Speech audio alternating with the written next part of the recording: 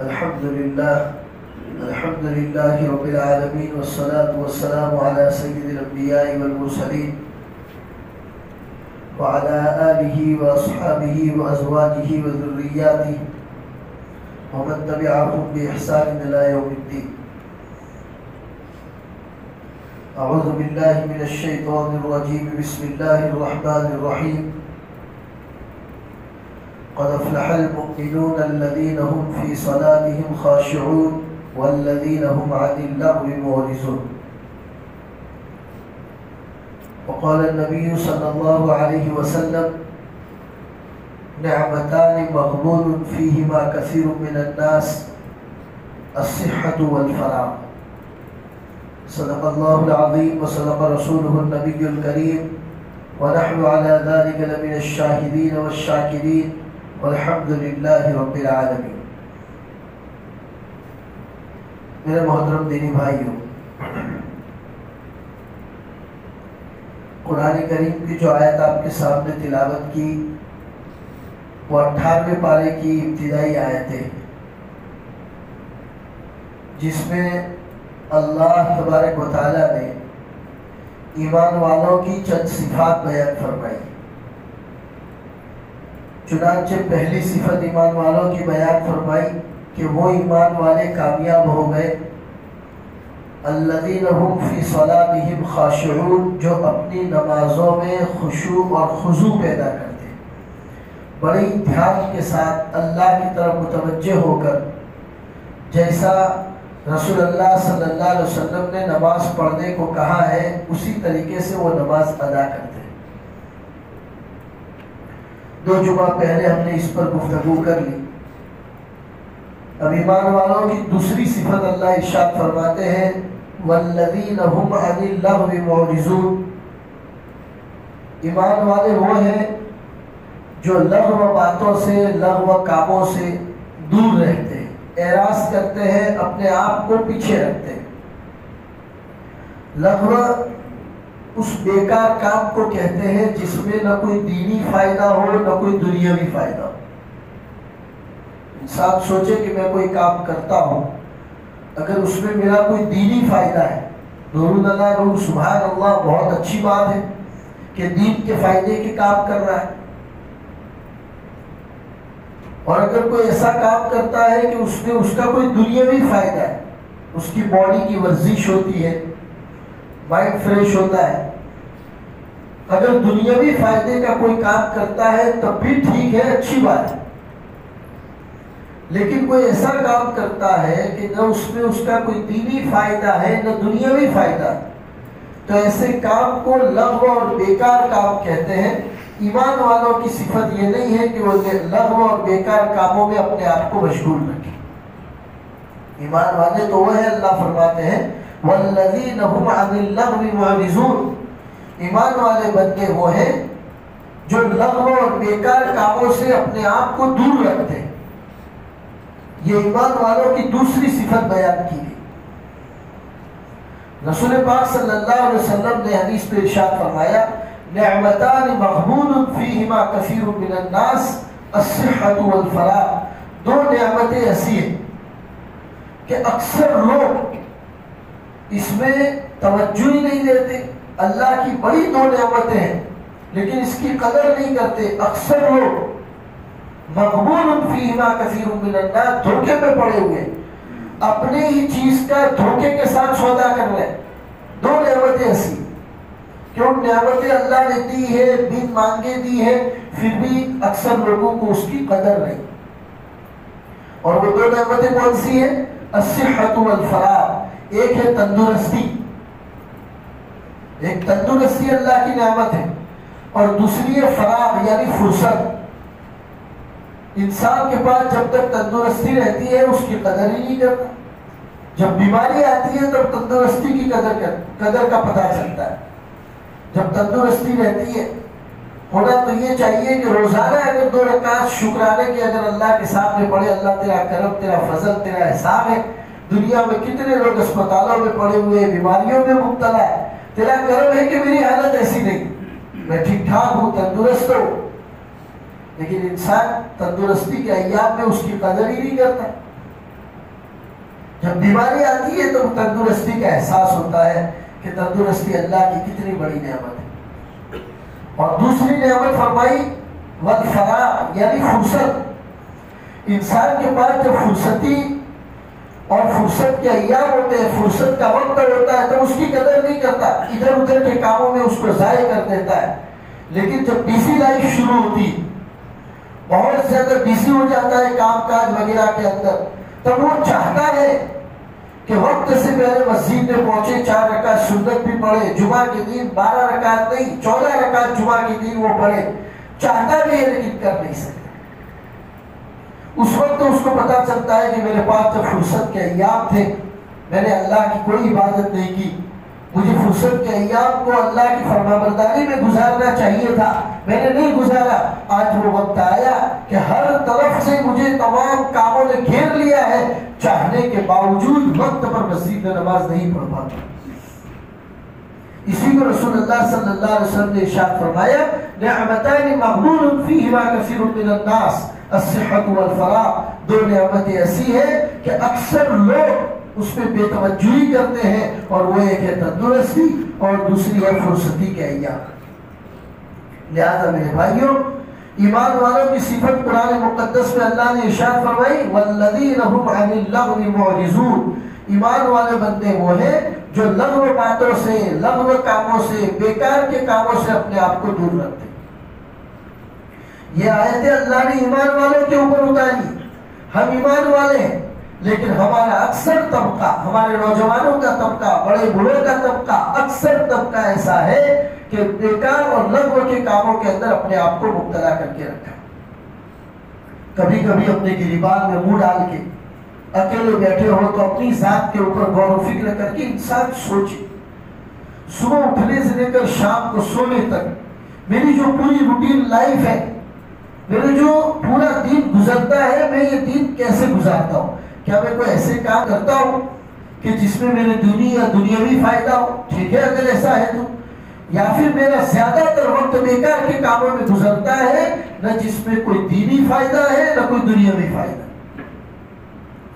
آپس کے اندر بحث و مباحثہ کرنا، بیکار کی بحث کو لے کر بیٹھ جانا، بیکار کوئی پولیٹیکل ایشو کو لے کر بیٹھ گئے، سیاست کے کسی پہلو کو لے کر بیٹھ گئے، کون سی پارٹی کیا کر رہی ہے، کون سی پارٹی کیا کر رہی ہے. حالانکہ انسان خود اس کے بحث و مباحثہ سے کوئی فائدہ ہونے والا نہیں ہے. بیکار کی بحث، فلاں آدمی کام کر رہا ہے، فلاں آدمی کام کر رہا ہے، کوئی نہیں کر رہا ہے، حالانکہ خود میدان میں آ کے کوئی کام نہیں کر رہا ہے، لیکن بیکار کی بحثوں کو لے کر بیٹھ جاتے ہیں. ہمارا زیادہ تر وقت اس طرح کے کاموں میں اور اس طرح کی بحثوں میں گزرتا ہے. اس کی طرف توجہ کرنے کی ضرورت ہے میرے بھائیوں. ایمان والوں کی صفت یہ نہیں ہے کہ بحث و مباحثہ میں، بیکار کے کاموں کے اندر اپنے آپ کو ضائع کرے. اللہ تو فرماتے ہیں والذین هم عن اللغو معرضون.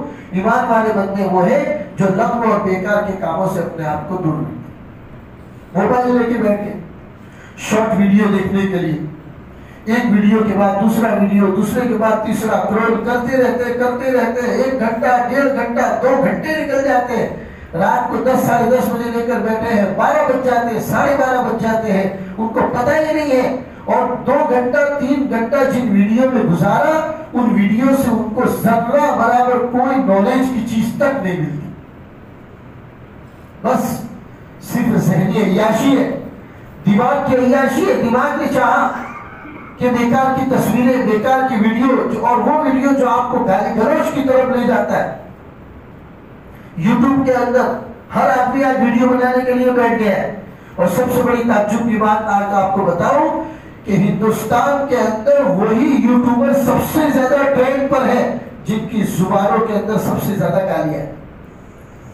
جو ویڈیو بناتے گالی گلوچ والے، بیکار کی ویڈیو جس میں صرف گندی باتیں ہوتی ہے، ہندوستان میں وہی یوٹیوبر سب سے زیادہ ٹرینڈ کے اوپر چل رہے ہیں. اور تعجب کی بات یہ ہے کہ ہم اسی کو اپنی ترقی سمجھتے ہیں.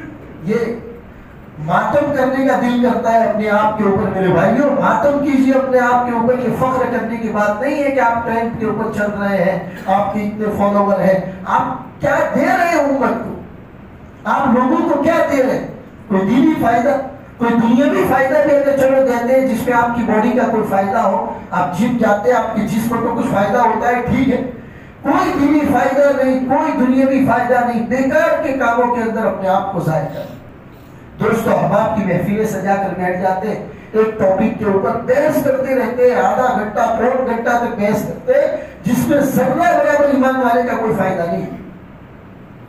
میں نے بدھ کے دن تفسیر کے اندر والذین هم عن اللغو معرضون کی جو تفسیر کی تھی بدھ کے دن، اس میں باتیں بتائی تھی کہ حضرت تھانوی علیہ الرحمہ کے شیوخ میں سے تھے مرزا مظہر جانے جانا رحمۃ اللہ علیہ، انتہائی نفیس طبیعت تھی آپ کی۔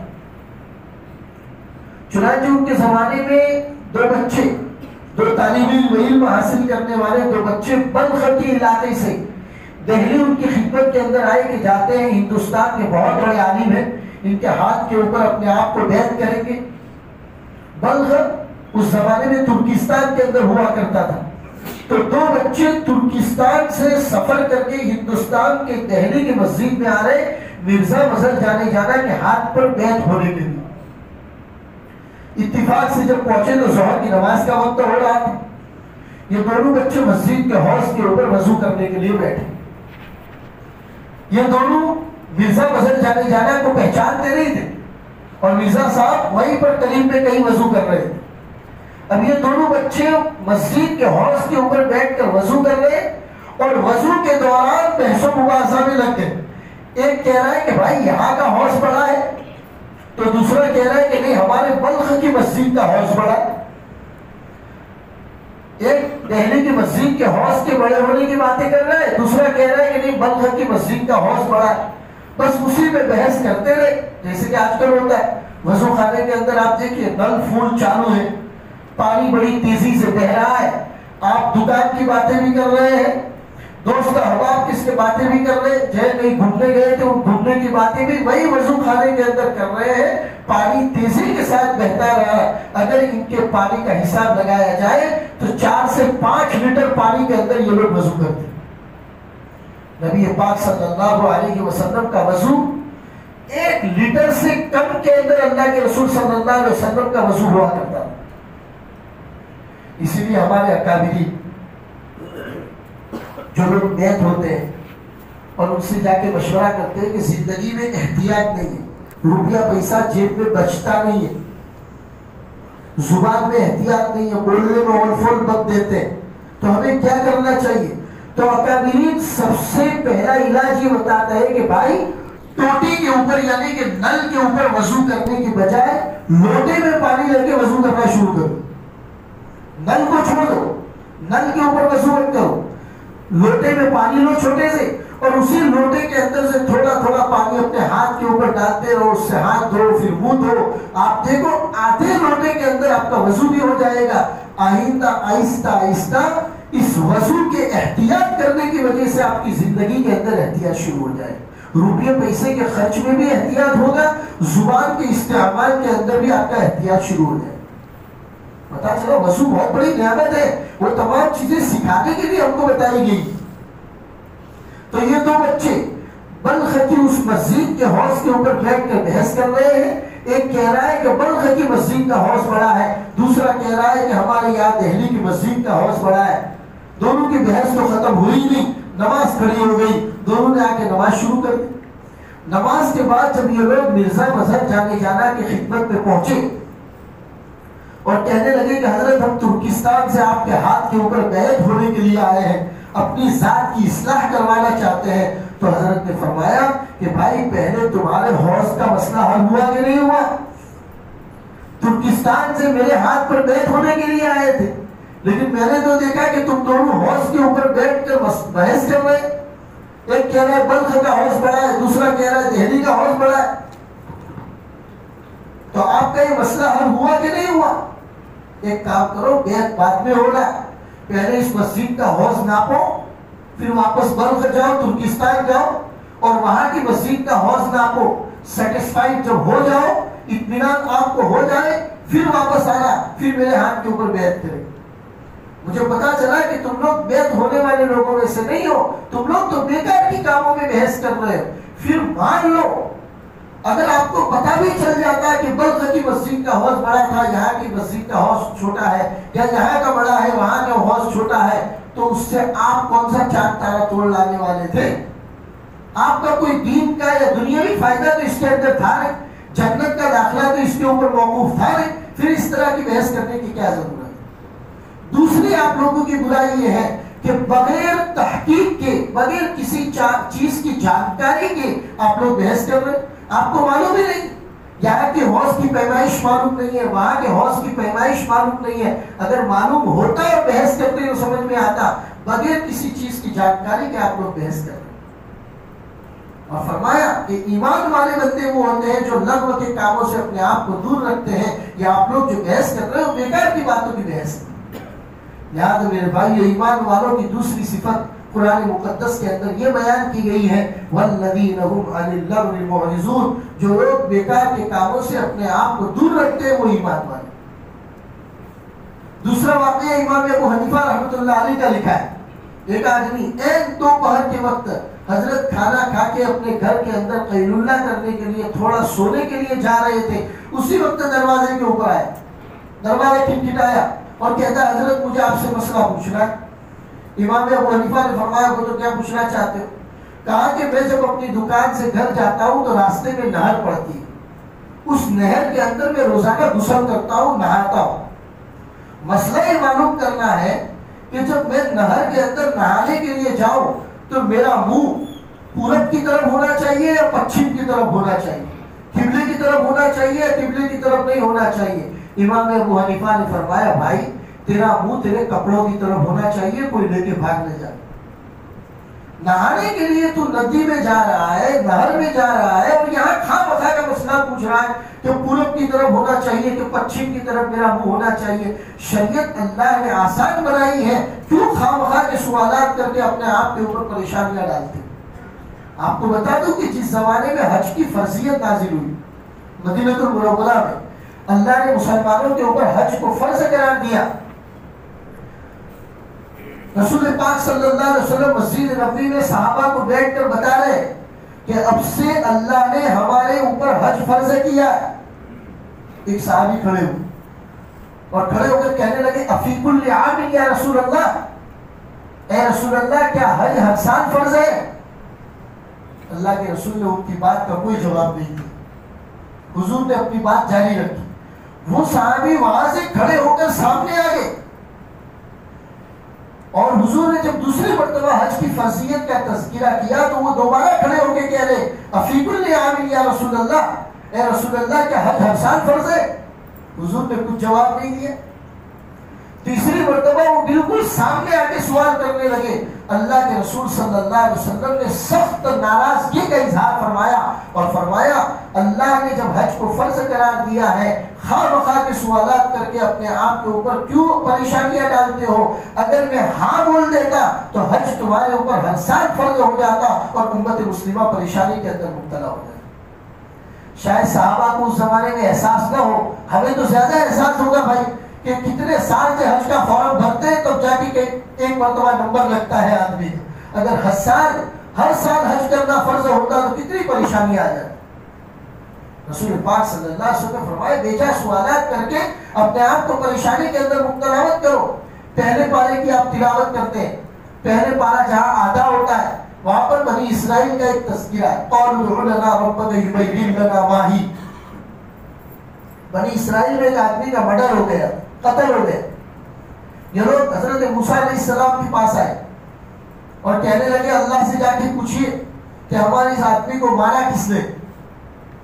حضرت موسیٰ علیہ السلام نے اللہ سے جا کے پوچھا تو اللہ نے بتایا کہ بنی اسرائیل کو کہو کہ ایک گائے ذبح کرو، ایک گائے ذبح کرو اور اس کا گوشت مرنے والے آدمی کے بدن سے ٹچ کرنا، وہ آدمی تھوڑی دیر کے لیے زندہ ہو جائے گا اور کس نے اس کو مارا ہے مارنے والے کا نام بتا دے گا۔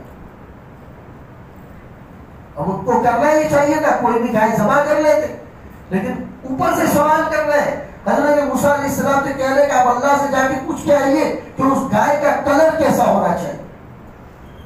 حضرت موسیٰ علیہ السلام نے اللہ سے جا کے پوچھا تو اللہ نے کہا پیلا کلر۔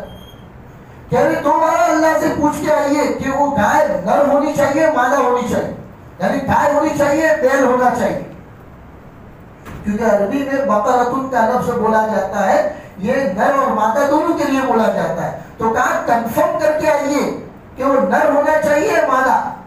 حضرت موسیٰ علیہ السلام دوبارہ اللہ کے پاس گئے تو اللہ نے کہا کہ مادہ ہونی چاہیے۔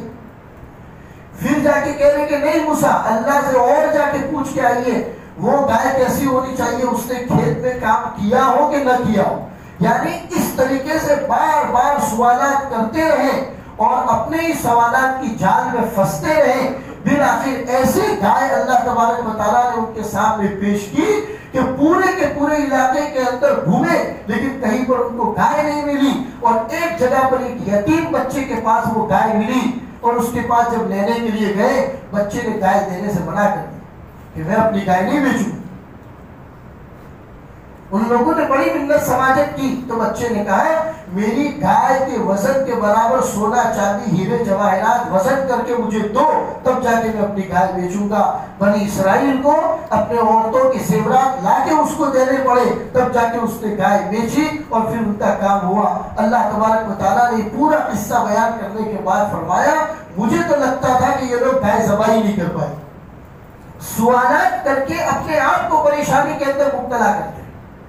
ایمان والے بندوں کی صفت نہیں ہوتی، ایمان والے تو لغو کے کاموں سے اپنے آپ کو دور رکھتے۔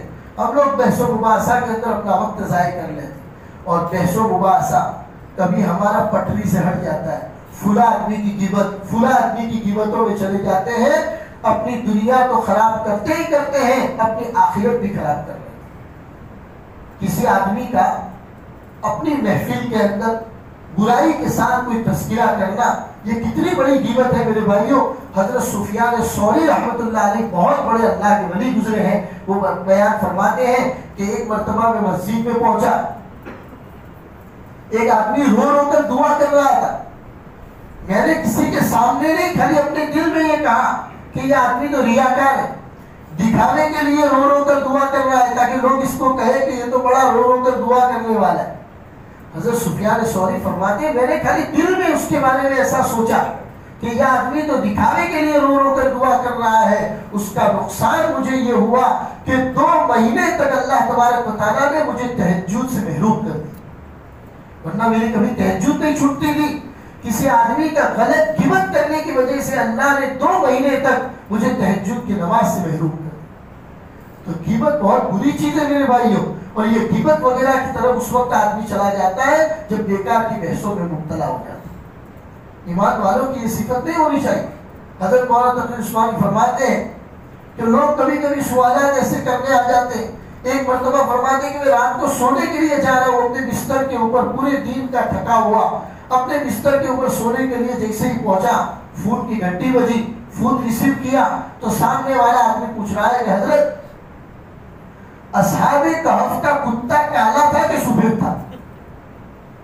اصحاب کہف جس کا 15ویں پارے میں تذکرہ ہے، تو اصحاب کہف کا کتا کالا تھا کہ سفید تھا؟ حضرت مولانا تقی عثمانی فرماتے ہیں کہ میں نے اس سے پوچھا کہ میرے بھائی وہ کالا تھا کہ سفید تھا؟ اگر تجھے پتا چل بھی گیا تو کیا کرے گا تو؟ کہا حضرت کوئی بات نہیں، ہم لوگ دوستوں کے ساتھ بیٹھے تھے، بحث و مباحثہ چل رہا تھا، ہم نے سوچا کہ مولانا سے کنفرم کر لیتے، اور اوپر سے کہہ رہے کہ حضرت اتنے جلدی سو گئے آپ، ہم لوگ تو 12-1 بجے تک سوتے۔ یہ صورتحال ہے ہمارے نوجوانوں کی اور ہمارے بھائیوں کی میرے بھائی، بیکار کی چیزوں کے اندر اپنا وقت ضائع کرتے ہیں۔ ایمان والوں کی یہ صفت نہیں ہوتی۔ قرآن کریم میں جہاں 98 پارے میں ایمان والوں کی صفت اللہ نے بیان فرمائی، قد افلح المؤمنون، وہ ایمان والے کامیاب ہو گئے، الذین هم فی صلاتهم خاشعون، جو لوگ اپنی نمازوں کے اندر خشوع خضوع کرتے ہیں، والذین هم عن اللغو معرضون، اور جو لوگ بیکار کے کاموں سے اپنے آپ کو دور رکھتے ہیں۔ لہذا میرے بھائیوں، لغو کاموں سے، بیکار کے کاموں سے اپنے آپ کو دور کرنے کی ضرورت ہے۔ فضول بحث و مباحثہ کے اندر اپنے آپ کو نہ لگائے۔ اللہ تبارک و تعالیٰ اس سے کبھی کبھی عبادت کی توفیق چھین لیتے، لہذا اس طرح کے کاموں کے اندر اپنے آپ کو کبھی نہ لگائے۔ زندگی اللہ نے مجھے اور آپ کو جو عطا فرمائی ہے ایک عظیم نعمت ہے، اس کی قدردانی کرنی چاہیے۔ رسول پاک صلی اللہ علیہ وسلم کی روایت ہے، اغتنم خمسا قبل خمس، 5 چیزوں سے پہلے 5 چیزوں کو غنیمت سمجھو. یہ لمبی روایت ہے. اللہ کے رسول صلی اللہ علیہ وسلم نے فرمایا اغتنم خمسا قبل 50. 5 چیزوں سے پہلے 5 چیزوں کو غنیمت سمجھو. شبابک قبل حرمک. آپ کو اللہ نے جوانی دی ہے, بڑھاپا آنے سے پہلے اپنی جوانی کی قدر کرو. جس دن بڑھاپا آئے گا چاہو گے اس کے باوجود زمین پر سجدہ نہیں کر سکو گے, کرسیوں کے اوپر بیٹھ کر نماز پڑھنے کی نوبتیں آ جائے گی.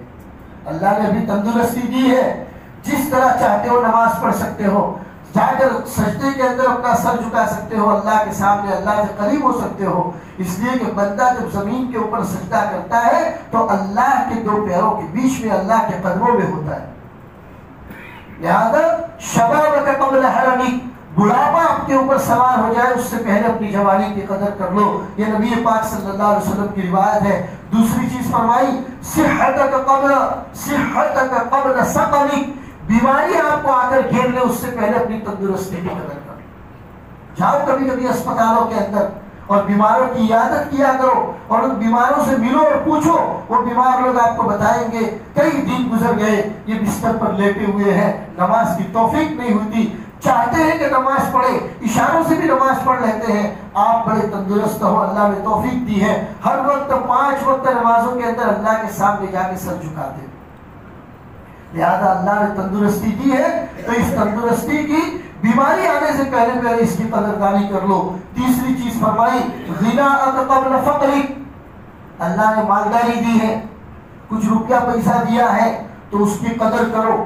کہیں بیکار کے کاموں کے اندر, فضول خرچی کے اندر اس کو خرچ مت کر ڈالو. ورنہ قبل فقرک, جب غریبی آپ کو آ کر گھیر لے گی, غریبی اگر آپ کو آ کر گھیر لے گی تو اس وقت آپ کو آپ کی مالداری کا احساس ہو.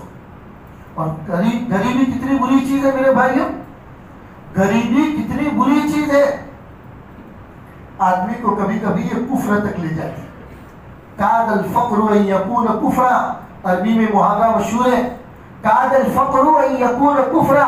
کبھی کبھی فقر, مجبوری آدمی کو کفر کے دہانے کے اوپر لے جا کر کھڑی کر دیتی ہے. اللہ ایسی حالت سے ہم سب کی حفاظت فرمائے. لہذا اللہ نے فرمایا غناءک قبل فقرک. فقر آپ کو آ کر گھیر لے اس سے پہلے اللہ نے اگر کچھ مالداری دی ہے تو اس کی قدر کرو. بیکار کے کاموں میں اور فضول خرچی کے اندر اس کو مت لگاؤ. آگے فرمایا فراغک قبل شغلک.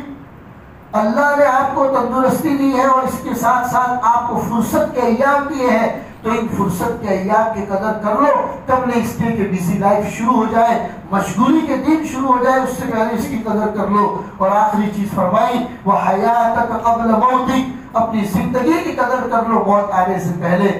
قرآن کریم میں کئی واقعات ایسے لکھے ہیں کہ اللہ کل قیامت کے دن جب ان کو حساب کتاب کے لیے بلائے گا تو یہ لوگ کہیں گے کہ اے اللہ ہم نے تو دنیا میں زندگی کی قدر نہیں کی تھی, لیکن تو اگر تھوڑی مہلت ہم کو دے دے, ہم دوبارہ دنیا کے اندر جائیں گے, خوب تیری عبادت کریں گے, خوب تیری راہ کے اندر خرچ کریں گے. اللہ کی طرف سے اعلان ہوگا ایک مرتبہ مر کر میرے پاس آ گئے, دنیا میں دوبارہ جانے کا موقع نہیں ملتا.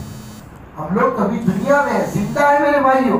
ہمارے کتنے رشتہ دار منو مٹی نیچے چلے گئے, قبرستان کے اندر چلے گئے, ایک ایک سبحان اللہ کے محتاج ہو گئے.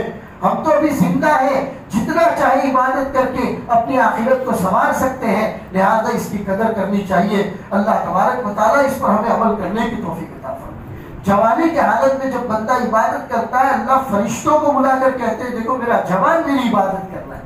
جوان کی عبادت اللہ کو بہت پسند ہے. پھر بڑھاپے کے اندر آدمی اگر عبادت کرتا بھی ہے تو یہ کون سا بڑا معنی ہوا. شیخ سعدی رحمۃ اللہ علیہ نے فارسی کے اندر ایک بہت اچھا شعر کہا ہے کہ وقت پیری گرگزاری می شود پرہیزگار. وقت پیری گرگزاری می شود پرہیزگار. در جوانی توبہ کردن شیوے پیغمبری استا. کہ بڑھاپے کے اندر تو شیر بھی بزرگ بن جاتا ہے. شیر بھی جو ہوتا ہے جو لوگوں کی شکار کرتا ہے, جب اس پر بڑھاپا آ جاتا ہے تو وہ بھی بزرگ بن جاتا ہے. در جوانی توبہ کردن شیوہ پیغمبری است. جوانی کے اندر توبہ کرنا یہ تو پیغمبروں کا شیوا ہے, پیغمبروں کی عادت ہے. لہذا میرے بھائیوں قرآن کریم کی اس آیت والذین هم عن اللغو معرضون، ایمان والے وہ ہیں جو لغو اور بیکار کاموں سے اپنے آپ کو دور رکھتے ہیں۔ اللہ اس آیت پر ہم سب کو عمل کی توفیق عطا فرمائے، اپنی جوانی اپنی زندگی کی قدردانی کی توفیق عطا فرمائے، اور خوب سے خوب توبہ اور استغفار کی توفیق عطا فرمائے۔ وصلی اللہ علی النبی الکریم وعلی آلہ واصحابہ اجمعین برحمتک یا